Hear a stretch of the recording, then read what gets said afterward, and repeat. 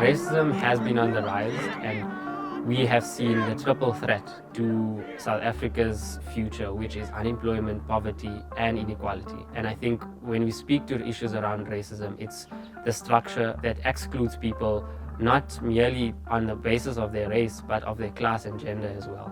When looking at racism, you have many incidences now as a result of a huge legacy of apartheid that excluded people, that put people into different communities. Young people continue to be excluded from the economy, for one. They continue to be excluded from positions of power.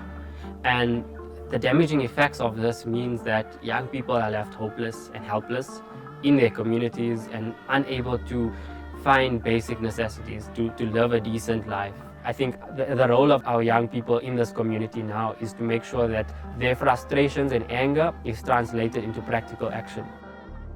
My name is Irfaan Mangera, and I'm proud to be a human rights educator because education is the most powerful weapon in which we can change the world, as Madiba said. I grew up in a small town called Lenasia. Lenasia was one of the areas as part of the Group Areas Act where Indians were forced to live. The area is predominantly made up of people of Indian descent.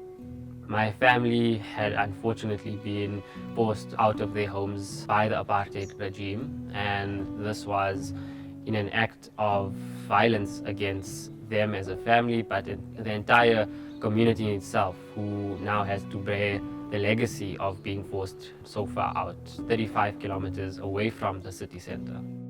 I think that kind of experience and lived experience motivates you to want change and to want to change the lives and the experiences for others so that generations after us don't have to experience the same kind of treatment and the same kind of system. I chose to become a human rights educator because it is the space and the platform in which I can create the most change and impact and influence the lives of young people who I am most passionate about. I work for the Ahmed Kathrada Foundation, and Kathrada was one of Madiba's close compatriots, and he was part of that same generation that fought against apartheid and ensured that we are brought into a democratic dispensation. That generation had a vision of a South Africa that is non-racial, that is non-sexist, that is based on equality and fairness for all people who live in South Africa. The work I do at the Ahmed Kathrada Foundation is basically encouraging young people in South Africa to take charge, to organize themselves, to mobilize young people in their communities and develop a consciousness. We do this through multiple means. One is a Kathrada workbook based on his life lessons that go through anti-racism training. We do this through workshops in communities as well as at our central venues. We do this through historical tours that link us to the past, but also create the necessary debates around the issues we face today. Our model is to create youth clubs across communities in South Africa where we can build a generation just like the Madiba generation of people who are committed to the change process and to development so that we see transformation happen not just at a macro level but at a micro level within each community. So this campaign is about the communities, about ensuring that everyone's right to education is met. When I started the foundation, I didn't know what an activist was and how important activism was.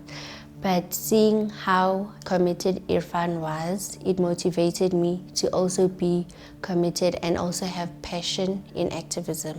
Before, I did not know more about human rights. It is just a thing that people talk about. But now I know my rights and also that my rights have responsibilities, and my responsibility is to protect my rights. I want other children to know that they have rights, and in order to respect other people's rights, they have to respect their own rights.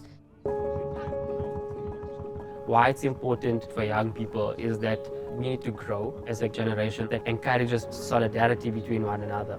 And if we don't do this based on respecting each other's fundamental human rights, we will only see more devastation, more war, more corruption, more greed, and more power-hungry individuals who do not wish to treat people equally. Human rights education is about opening up people's worldviews. It's about challenging mindsets. It's about encouraging debate. It's about having the ability to use our mindset to create change. Human rights education, therefore, provides a necessary platform and a necessary base in which all people can work towards a common understanding, an understanding that is based on equality, on justice, on fairness. And I think these are critical values that are taught. Throughout our youth clubs and the young people that we've trained, we've seen many forms of action. We've seen how our young people have committed to challenging the issue of service delivery, where, for example, a local library that was built for 8 years now has not opened to the community yet. And our young people have been campaigning, getting petitions signed, getting support from broader communities and broader society to apply pressure on those who have the power to open it, who have the power to ensure that education is accessible. We've seen in some communities how young people have taken a step to protect their livelihoods and protect attacks against xenophobes who continue to threaten their community development. We've seen how young people have become election observers and who have been able to monitor and ensure that free and fair elections happen in South Africa, and that at a localized level we encourage civic education and we encourage civic participation. Ultimately, for us, human rights education gives us that framework where we ensure that there's an active participant in society rather than a passive participant. We want to ensure that that generation, or our generation, is one that is proactive and challenging on a day-to-day basis.